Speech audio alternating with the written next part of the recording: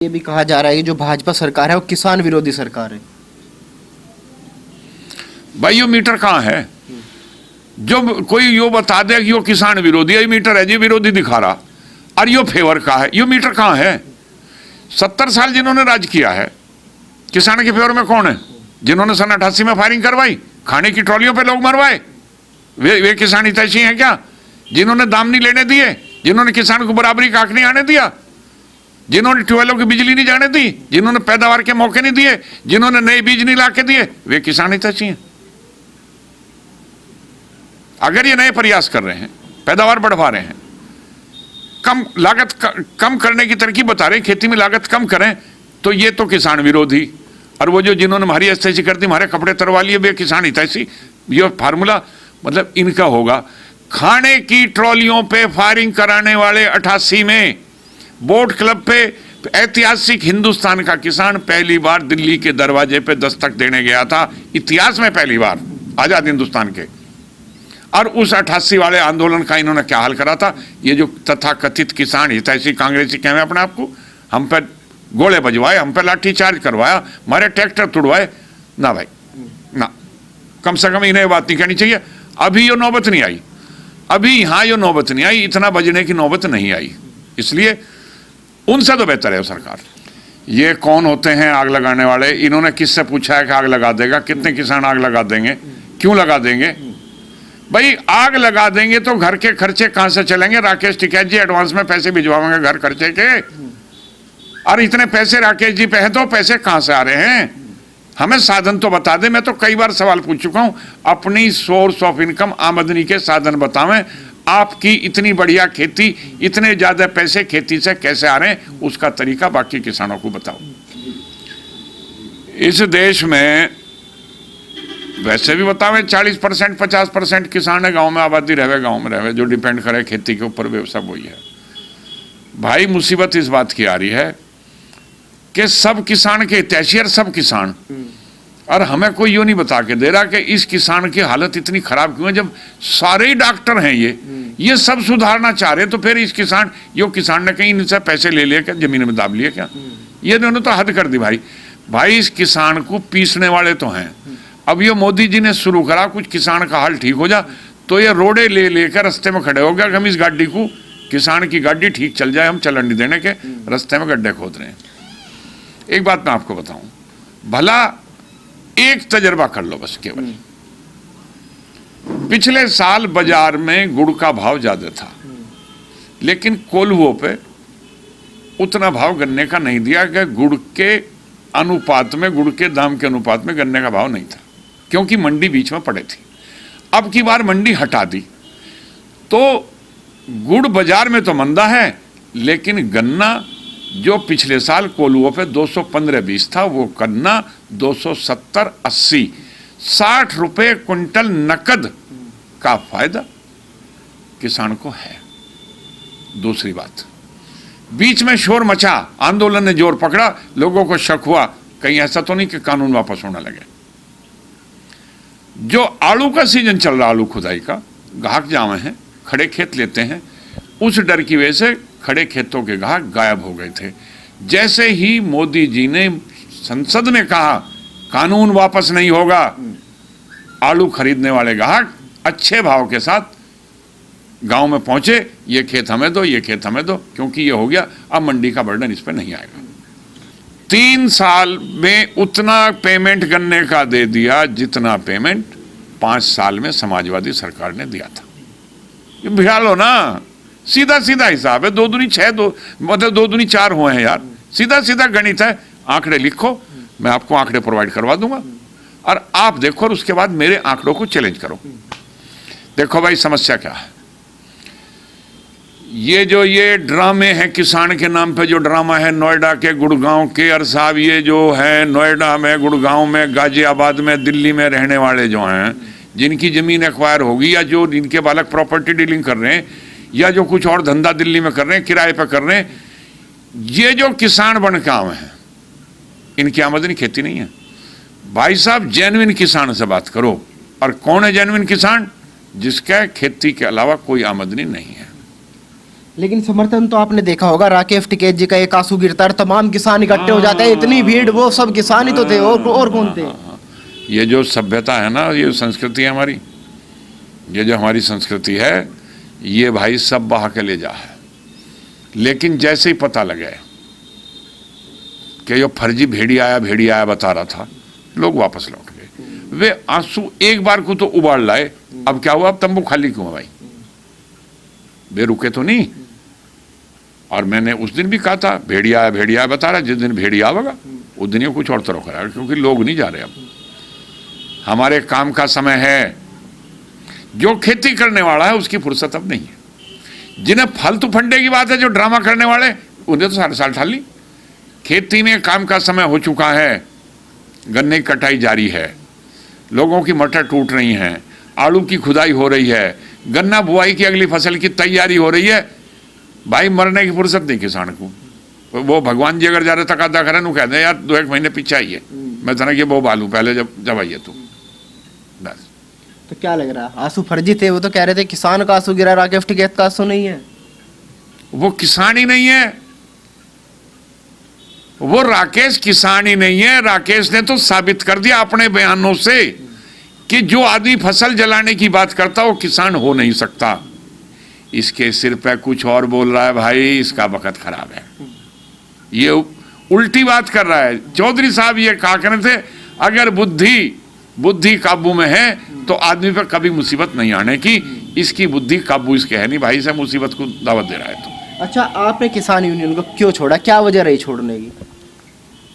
देखो, छोटे किसानों का बोलना, किसानों का बोलचाल नहीं होती, अफसर बात नहीं करें थे, उस व्यवस्था को बदलने के लिए ये किसान यूनियन का गठन हुआ था। शुरुआत में बिजली कम हो गई, बिल बढ़ गए थे, ये व्यवस्था थी, यहाँ से शुरुआत था।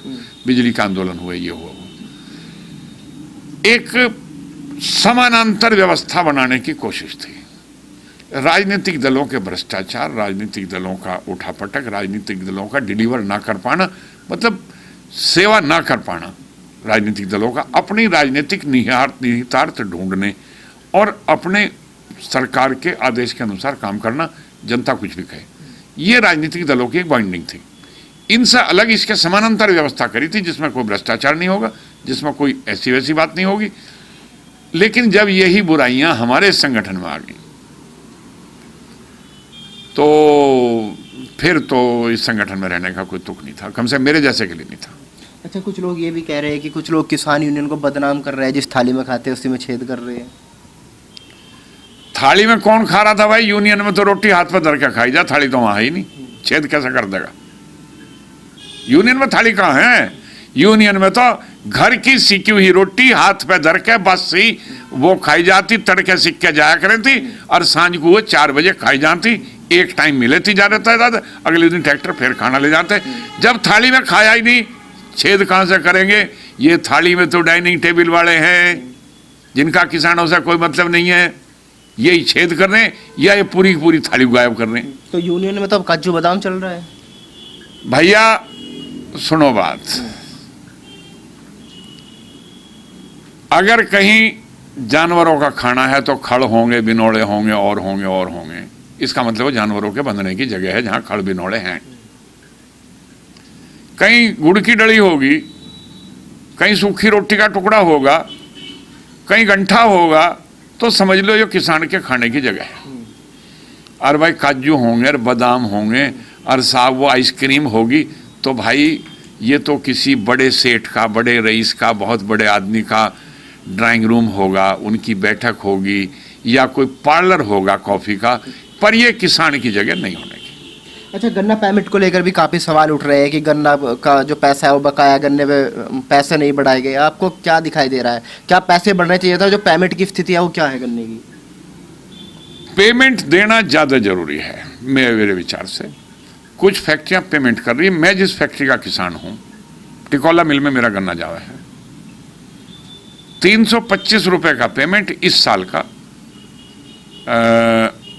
आज 19 फरवरी है ना, 18 जनवरी तक का पेमेंट खातों में जा चुका है। हाँ, समस्या है, बसाना की मिल में समस्या है, थोड़ी मवाना में है, मलकपुर में है, बजाज ग्रुप के मिलों में है समस्या, लेकिन उसका बहुत पिछला कारण चला आ रहा है। शरद पवार जी रहे हैं मंत्री, उन्होंने जो जो मतलब किया है वो आज भुगतना पड़ रहा है, पिछला जो आ रहा था। एक बात मैं और बता रहा हूं आपको, आंकड़े कहता हूं, चैलेंज से कहता हूं, जितना बड़ा अकलमंद हो आओ सामने मेरे बात करो। समाजवादी सरकार के 5 साल में जो पेमेंट हुआ है गन्ने का, टोटल 5 साल में जितना पेमेंट समाजवादी सरकार ने किया है, टोटल पेमेंट 5 साल का, उससे ज्यादा पेमेंट इन 3 साल में। गन्ने की पैदावार बढ़ के, मिलों ने ज्यादा गन्ना पेड़ के, लोग कह रहे हैं गन्ने की ये साहब डॉढ़ी पैदावार कैसे होगी। 5 साल की पैदा और 3 साल की पैदा, उनका कंपैरिजन आप अगर करो कि कितना पैसा उसमें आया और कितना पैसा उसमें आया। 3 साल में ज्यादा पैसा, आंकड़े में लिखवा दूंगा आपको, 3 साल में ज्यादा पैसा आया है, 5 साल में इतना पैसा नहीं आया था। पैदावार बढ़ी है और किसानों के गन्ने का समुचित उपयोग। शुगर फैक्ट्री जो अप्रैल में बंद करके भाग गई थी, जून तक शुगर फैक्ट्री चलवा के उत्तर प्रदेश सरकार ने किसानों के गन्ने का समुचित उपयोग कराया और उन्हें पूरा पैसा दिलवाया। ये भी कहा जा रहा है कि जो भाजपा सरकार है वो किसान विरोधी सरकार है। भाई ये मीटर कहाँ है? जो कोई यो बता दे कि यो किसान विरोधी है, मीटर है जी विरोधी दिखा रहा, और यो फेवर का है, यो मीटर कहाँ है? 70 साल जिन्होंने राज किया है, किसान के फेवर में कौन है? जिन्होंने सन 88 में फायरिंग करवाई, खाने की ट्रॉलियों पे लोग मरवाए, वे किसान हितैषी हैं क्या? जिन्होंने दाम नहीं लेने दिए, जिन्होंने किसान को बराबरी का हक नहीं आने दिया, जिन्होंने ट्यूबवेलों की बिजली नहीं जाने दी, जिन्होंने पैदावार के मौके नहीं दिए, जिन्होंने नए बीज नहीं लाके दिए, वे किसान हितैषी हैं। अगर ये नए प्रयास कर रहे हैं, पैदावार बढ़वा रहे हैं, कम लागत कम करने की तरकीब बता रहे हैं, खेती में लागत कम करें, तो ये तो किसान विरोधी। और वो जो जिन्होंने हमारी हितैषी कर दी, हमारे कपड़े तरवा लिए, वे किसान हितैषी। ये फार्मूला मतलब इनका होगा। खाने की ट्रॉलियों पे फायरिंग कराने वाले 88 में बोट क्लब पे ऐतिहासिक हिंदुस्तान का किसान पहली बार दिल्ली के दरवाजे पे दस्तक देने गया था, इतिहास में पहली बार आजाद हिंदुस्तान के। और उस 88 वाले आंदोलन का इन्होंने क्या हाल करा था? ये जो तथाकथित किसान हितैषी कांग्रेसी कहें अपने आप को, हम पे गोले बजवाए, हम पे लाठी चार्ज करवाया, हमारे ट्रैक्टर तुड़वाए। ना भाई ना, कम से कम इन्हें बात नहीं कहनी चाहिए। अभी ये नौबत नहीं आई, अभी यहां ये नौबत नहीं आई, इतना बजने की नौबत नहीं आई, इसलिए उनसे तो बेहतर है सरकार। अच्छा, जैसा 2022 में चुनाव होने वाला है, क्या दिखाई दे रहा है, कितना असर होने वाला है इसका? राकेश पहले भी चुनाव लड़ा था, 8000 वोट मिले थे। 14 में उसने सोचा कि 2007 से कुछ बढ़ जाएगा, 2007 बात में लड़ा था शायद, कुछ 14 लो बढ़ गया होगा। तो यहां विधानसभा में 8 मिले थे, वहां लोकसभा में 9 मिले थे, 10 नहीं पूरे कर पाया। असर मैंने तो एक दिन पहले भी कहा था, फिर कह रहा हूं, राकेश जी ये धरने आंदोलन छोड़े, 2022 की तैयारी करें। अगर जनता आपकी बात मान रही है, और जैसा कि आप कहते हो जनता आपकी बात मान रही है, आपको वोट देगी, सरकार बनाओ और कानून में तब्दीली कर दो। अच्छा, आप कह रहे हैं राकेश टिकैत जी आंदोलन छोड़े हो, तो कह रहे हैं अगर गर्मी भी आ जाएगी, फ्रिज लगा देंगे, एसी लगा देंगे, कूलर लगा देंगे। भाई यही बार बार तो मजाक है, बार बार यही मजाक है यार। भाई एसी का बिल कौन देगा? एसी फ्रिज कहां से आएंगे? कितने किसान अफोर्ड कर सकते हैं एसी? अरे वहां गर्मी में मई जून के महीने में खेत में पानी चलावेगा या एसी में लेटेगा? अगर ठंडे में से गर्मी में आओगा तो बीमार, और गर्मी से ठंडे में चला गया तो बीमार। इनका तो इरादा ठीक नहीं भाई। तो आंदोलन खत्म कैसे होगा? आंदोलन खत्म 2 ही तरीके हैं आंदोलन खत्म होने के। ये समझ के वापस जावें या सरकार इन्हें समझा के वापस भेजे। और सीधी सी बात है भाई, ये जो है ये ताकत इस्तेमाल करने की चीजें कभी कभी होती हैं। ताकत देखने की चीज नहीं होती, दिखाने की नहीं होती, प्रयोग करने की भी होती हैं। और सरकारें जब चाहती हैं देश और राष्ट्र के हित में ताकत इस्तेमाल करना चाहिए।